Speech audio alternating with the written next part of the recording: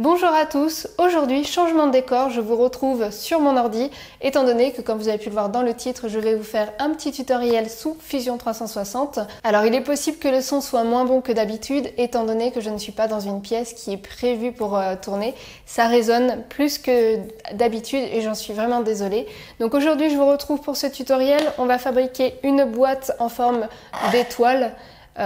Simple comme ça, mais vous allez voir, on va passer par des étapes intéressantes sous Fusion 360. Si vous êtes totalement débutant dans ce logiciel de modélisation, je vous invite à aller voir deux vidéos que j'avais déjà éditées il y a quelques mois d'ici. Dans la première vidéo, vous retrouverez les explications pour pouvoir installer le logiciel gratuitement. La version actuelle est un tout petit peu différente, mais dans l'ensemble, c'est à peu près les mêmes étapes. Et dans la deuxième vidéo, vous retrouverez un tutoriel pour créer votre propre support de clé USB. Allez, c'est parti, je vous montre comment créer cette petite boîte.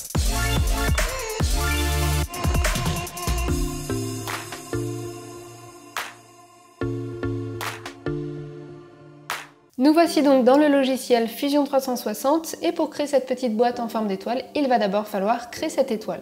Donc on va commencer par créer un croquis, vous allez donc en haut à gauche de votre écran et vous cliquez sur le petit icône de création de croquis.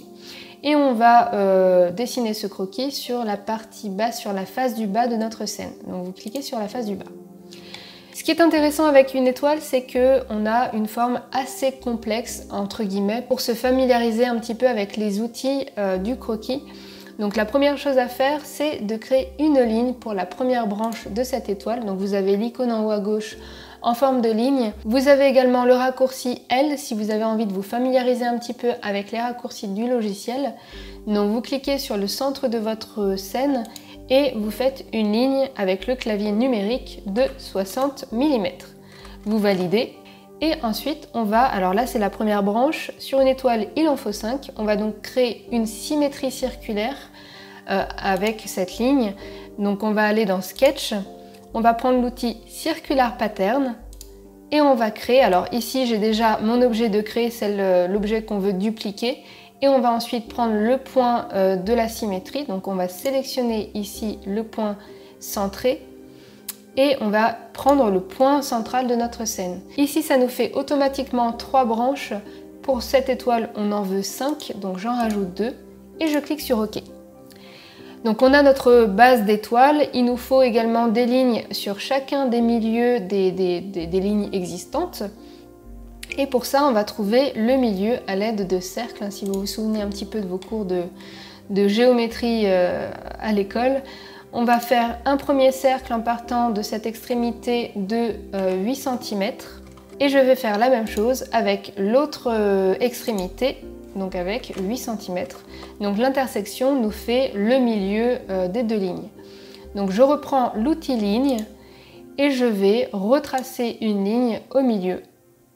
Et je vais, vous voyez, on est un petit peu accroché par ce milieu.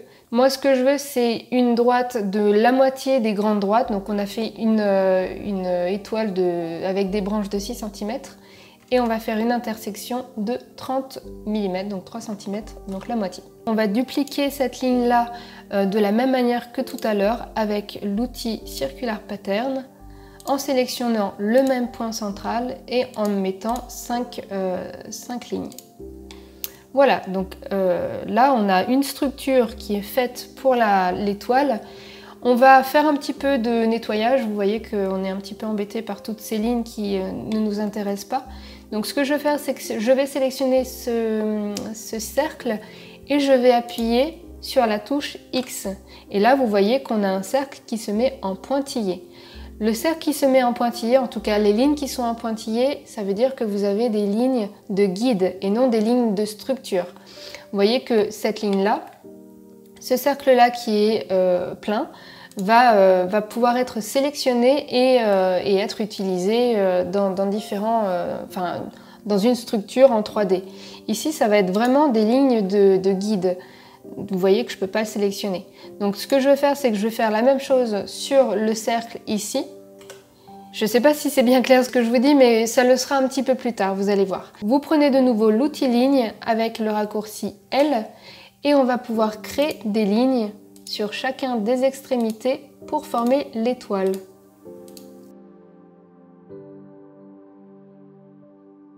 Voilà, j'ai terminé. Pour me débarrasser de l'outil ligne, je fais un clic droit sur ma scène et je clique sur OK. Donc vous voyez que là, on a tout un tas de parties qui va constituer notre étoile. C'est pas forcément très pratique. Alors on va pouvoir mettre les lignes à l'intérieur en guide. Donc on va sélectionner les guides et on va cliquer comme tout à l'heure, on va appuyer sur la touche X du clavier pour pouvoir les mettre en pointillé. Donc vous voyez que là, toute la partie en pointillé, eh ben, je vais pouvoir sélectionner un objet plein puisque ce ne sera pas des lignes de structure.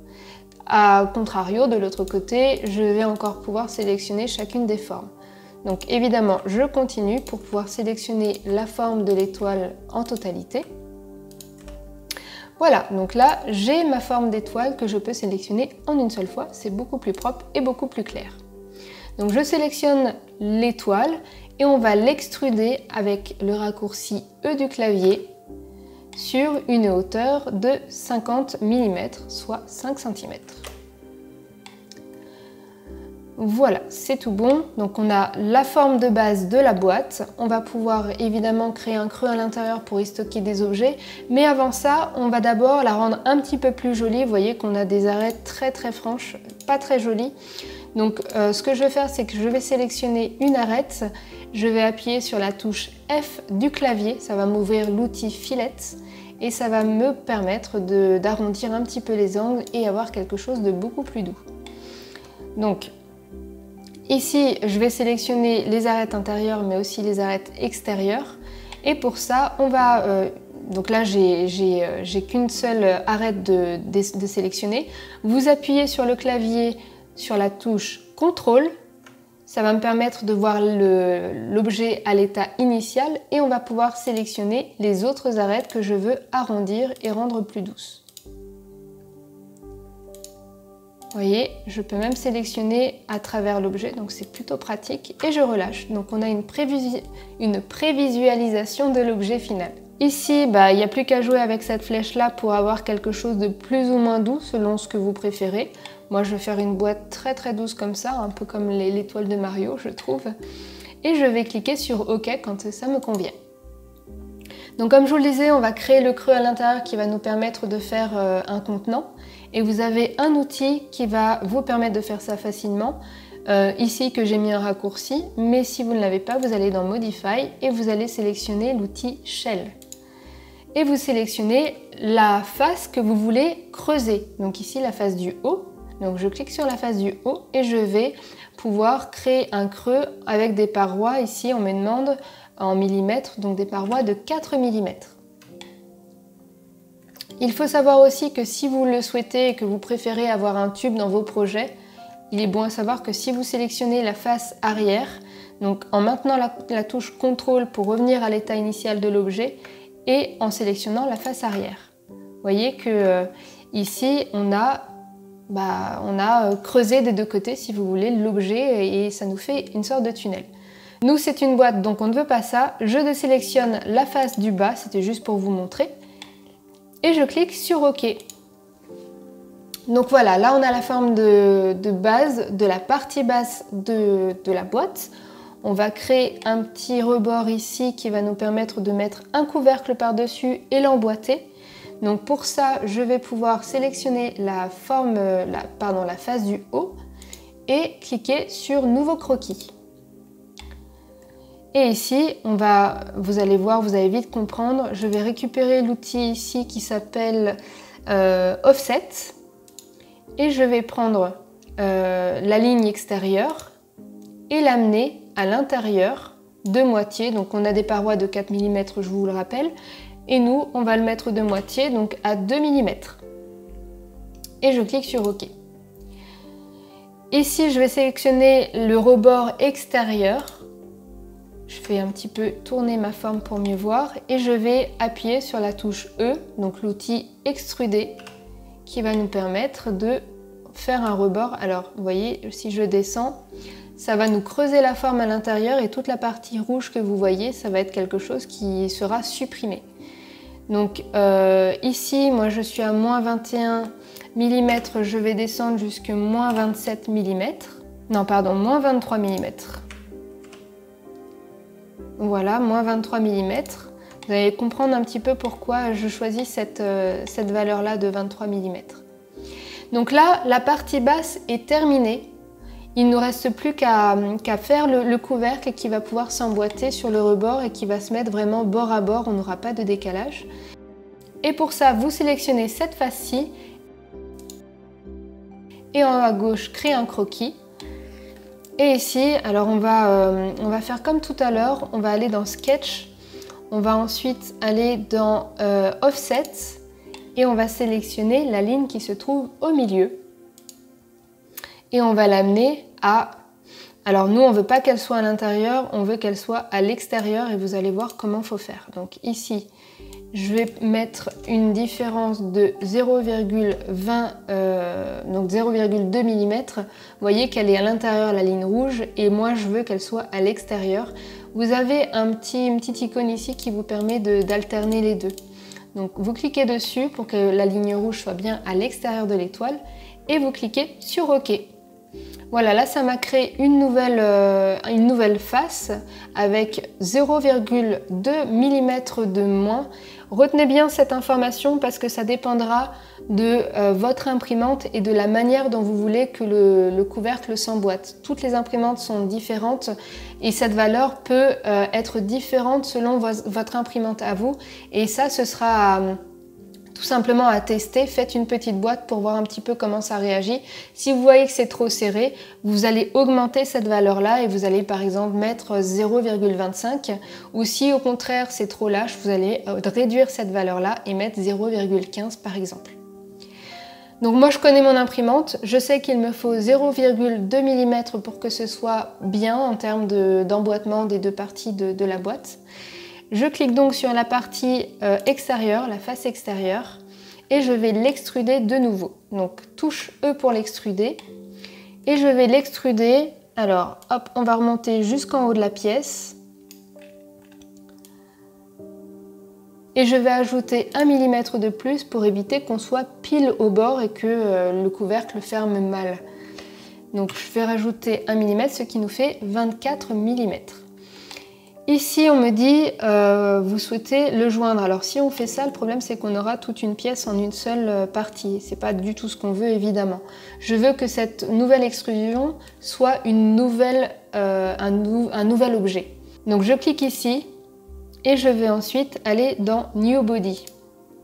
Et je clique sur OK. Et là, on a bien deux objets qui sont bien détachés. D'ailleurs, on peut déplier ici. On a le body 1 qui va être la base de notre boîte et le body 2 qui va être le couvercle qui est presque terminé. Donc vous voyez que le couvercle prend forme petit à petit. On va le fermer sur la hauteur pour que la boîte soit terminée. Je clique sur la forme du haut, la face du haut, pardon, et je vais ensuite refaire un nouveau croquis et ce sera le dernier. Et là, il suffira simplement de sélectionner l'étoile intérieure et le tour de l'étoile et de nouveau faire une extrusion et de l'extruder vers le haut alors moi j'ai choisi de le faire de 3 mm, donc on aura un couvercle d'une épaisseur de 3 mm. Et je clique sur OK. Alors c'est joindre parce qu'on va joindre à cette partie-ci. Vous voyez que, hop, si je cache la partie du bas du couvercle, on a joint le contour avec l'extrusion finale qu'on vient de terminer pour terminer le couvercle.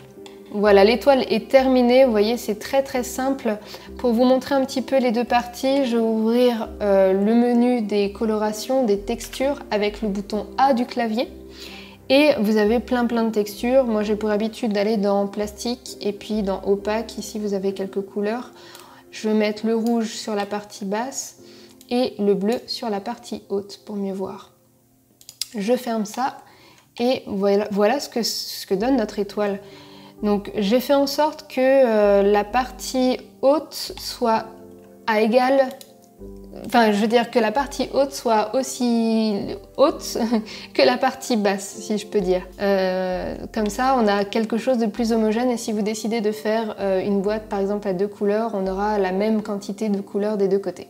Voilà, il ne reste plus qu'à imprimer cette petite boîte, donc c'est vraiment très simple, hein. Il n'y a rien de compliqué, vous ouvrez Cura, vous l'importez, vous mettez la qualité d'impression que vous voulez et c'est parti.